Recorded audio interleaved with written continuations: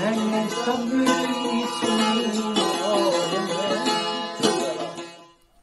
نواز شریف نے جب اپنی ابتدا کی تھی ان کے ساتھ اسٹیبلشمنٹ کے ساتھ دو بدو ہونے کی، تو اس کا جو اس زمانے میں پہلا بیان آیا تھا وہ یہ تھا کہ ادارے اپنی آئینی حدود کے اندر رہیں۔ نام اس وقت تو نام نہیں لیا تھا، پھر بعد میں تو خیر کھل کے ننگی زبان بھی استعمال ہونی شروع ہوگی۔ تو اس زمانے میں میں نے ایک آرٹیکل لکھا تھا جس کا عنوان تھا، چھپا تھا اس وقت کے آئین ابصار میں بھی اور ایک دو جگہوں پہ شاید اور بھی، کہ اداروں کی آئینی اور آئین کی انسانی حدود۔ تو جب آپ نے آئین کو حقوق انسانی حدود پھلانگنے کے لیے آزاد چھوڑ دیا اور شیر مادر سمجھ کے اس کو ہڑپ کیا ان حقوق کو، اور بالکل آپ کو کوئی احساس نہیں ہوا، بالکل آپ کا کوئی آپ کو عرق ندامت آپ کے پیشانی پہ نہیں چمکا، تو اب آپ کس منہ سے اداروں کو اس کی آئینی حدود بتا رہے ہیں؟ جب آئین نے انسانی حدود کا لحاظ نہیں کیا تو ادارے آپ کی آئینی حدود کا لحاظ کہاں سے کریں گے؟ دوسری بات یہ تھی کہ آپ کا ایک بنیادی مسئلہ رہا ہے کہ آپ تمام حقوق وہ مانگتے ہیں جو پوری دنیا میں قابل تسلیم ہیں، ان کو مانا جاتا ہے، ان کو حقوق سمجھا جاتا ہے،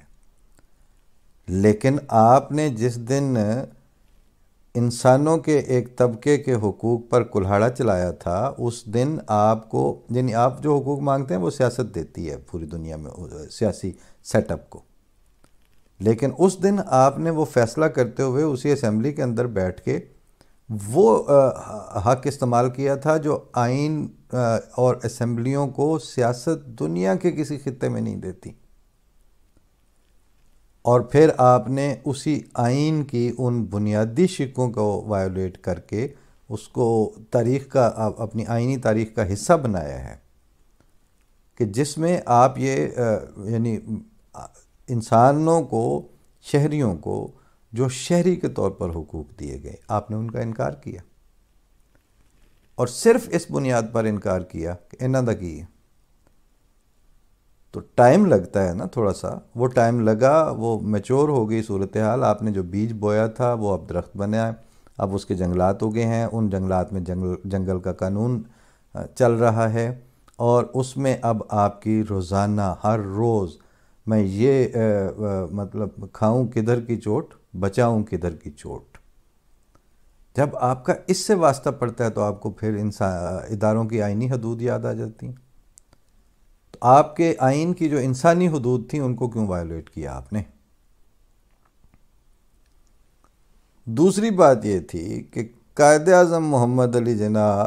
جن کے اوپر اب بہت سی بحثیں بھی شروع ہو گئی ہیں، تو قائد اعظم محمد علی جناح نے آپ کو پاکستان میں پاکستانیت کو پریارٹی دینے کی بات کی تھی۔ آپ نے تو اپنی اغراض و مقاصد کے نام پر جو قرارداد مقاصد انٹروڈیوس کروائی تھی، اس کے ذریعے آپ نے پاکستان میں پاکستانیت کو تیسرے چوتھے درجے کی پریارٹی اور معیار بنا کے رکھ دیا۔ اب کہہ رہے ہیں کہ ہمیں وہ والے حقوق چاہیے، ہمیں وہ شہریوں میں وفا چاہیے، ان کے اندر کمٹمنٹ چاہیے، پھر آپ انقلاب کے لیے جو وائولیشنز کے اوپر پبلک اٹھ کھڑی ہوتی ہے، پھر آپ اس پبلک کو اپنے خیالوں میں دیکھتے ہیں، وہ کہیں موجود نہیں ہے۔ حق اچھا، ابن انشا نے کہا کہ حق اچھا، پر اس کے لیے کوئی اور مرے تو اور اچھا،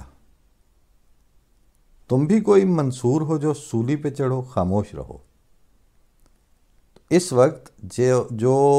انسانی سٹف آپ کے پاس موجود ہے وہ اپنی زندگیوں کے تمام رویوں میں اس بات پر قائم ہو چکا ہے کہ حق اچھا، پر اس کے لیے کوئی اور مرے تو اور اچھا۔ اب نہ آپ کا کوئی وہاں سٹینڈ لینے والا ہے، نہ آپ کو کیونکہ آپ نے ڈیفینیشنز بدل دی ہیں نا چیزوں کی، آپ نے ان ڈیفینیشنز کو بدلتے ہوئے خوف خدا بھی نہیں کیا، آپ کو نہیں آیا اور جو آپ انسانی کمیونٹی میں بیٹھتے ہیں، انٹرنیشنل ملکوں کی جو اکٹھ ہیں، جب ان میں آپ جاتے ہیں وہاں بھی آپ کو شرم نہیں آتی. جھوٹ کو جھوٹ کے ساتھ سپورٹ کرتے کرتے یہ وقت آ گیا، لیکن اب وہ جو ہنڈیا پھوٹ چکی. اور اب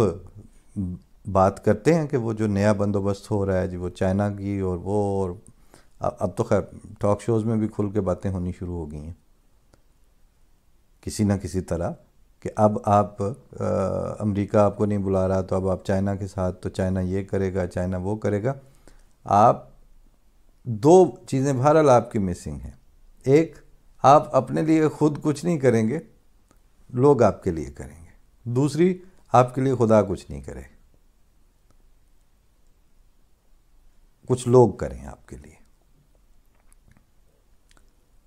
ایک طرف آپ وہ سناتے رہتے ہیں کہ خدا نے آج تک اس قوم کی حالت نہیں بدلی، نہ ہو جس کو خیال آپ اپنی حالت کے بدلنے کا. تو اس معیار پہ وہ جو آپ کے پاس اعلیٰ ترین اس زمانے میں معیار بنا ہوا ہے نا، وہ اس پہ بھی آپ اس سے بھی ساکت ہیں، اور آپ کو اپنی حالت بدلنے میں اپنا کردار ادا کرنے کی کوئی پرواہ نہیں ہے، کوئی ضرورت نہیں ہے، کوئی اس کی طرف توجہ نہیں ہے. دوسری بات یہ کہ ایک طرف خدا کا آپ کو اتنا، اور دین اور مذہب، اور آپ وہ پوری ہیں ہی ریلیجس اسٹیٹ، دوسری طرف خدا سے استمداد آپ کو قومی سطح پر چاہتے ہوئے ہم نے آج تک نہیں دیکھا کسی بھی مسئلے کے لیے. ایسے تضاد، ایسی ڈائیکاٹمی کے ساتھ کہاں انقلاب آتے ہیں؟ وہ دو لفظوں میں انہوں نے باتیں آپ کی سمیٹ دی ہیں کہ انقلاب تو خیر نہیں آئے گا. انارکی کی طرف آپ جا رہے ہیں، اور انارکی، کیونکہ وہ جو مریم لائی، دیا سلائی، زرداری نے آگ بڑھائی، اس کے بھڑکائی، تو اس کے بعد اگلی بات جو ہے کہ وہ جن کے منہ کو خون لگا ہوا تھا، خام خواہ کی ہر حکومت میں حصے داریاں لینے کا، اور وہ جو پگڑیاں باندھ کے آ جاتے تھے، ٹاک شوز میں بھی انہوں نے اپنا حصہ بٹا لیا تھا، وزارتوں میں بھی، مشیر بھی، اور فلاں بھی، اور کبھی کشمیر کمیٹی پہ، اور کبھی کسی چیز نام پہ. میں نے تو ایک دو دفعہ سوال اٹھایا ہے، اور وہاں ساروں کو پتہ ہے، سب بات کرتے ہیں کہ ان ملوانوں کی ملیں کون سی لگی ہوئی تھیں جہاں سے یہ سارے پروٹوکول کو مینٹین کر رہے ہیں. اور عام طور پر جو ان کے لشکری ہیں، جو ان کے پیچھے کھڑے ہونے والے جو ان کے پیروکار ہیں، وہ تو ایک دیگ چاولوں کی بانٹ کے محلے کے بچوں میں وہ کہتے ہیں خدا تعالیٰ اور دین کا حق ادا ہو چکا ہے. میں وہاں دوستوں سے ہوتی رہتی ہے بات، تو جب میں یہ بات کرتا تھا تو کہتے ہیں وہ آپ کے جو حضرت صاحب ہیں ان کا موٹر کیڈ، اور وہ خلیفہ آپ کے، تو اس طرح تو وہ اس پروٹوکول میں نے کہا اس پروٹوکول میں جو فالورز ہیں وہ جس طرح ذمہ داری کے ساتھ